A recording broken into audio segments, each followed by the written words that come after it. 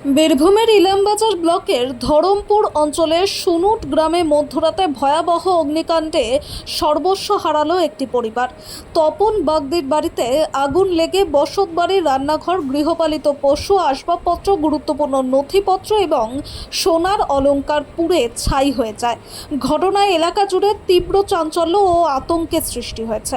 স্থানীয় সূত্রে জানা যায়, বুধবার গভীর রাত প্রায় 1টা নাগাদ বাড়িটি থেকে আগুনের লেলিহান শিখা দেখতে পান প্রতিবেশীরা।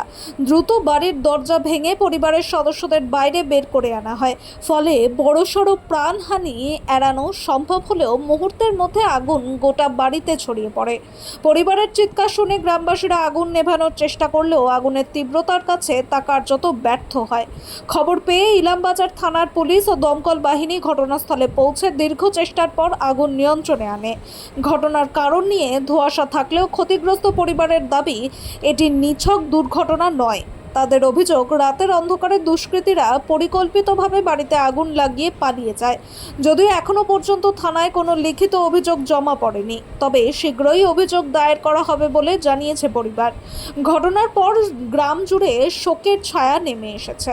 ক্ষতিগ্রস্ত পরিবার প্রশাসনের কাছে ক্ষতিপূরণ ও পুনর্বাসনের দাবি জানিয়েছে। পাশাপাশি অভিযুক্তদের দ্রুত শনাক্ত করে কঠোর শাস্তির দাবিতে সরব হয়েছেন গ্রামবাসীরাও। পরিস্থিতি স্বাভাবিক রাখতে এলাকায় পুলিশ ও কেন্দ্রীয় বাহিনী মোতায়েন করা হয়েছে।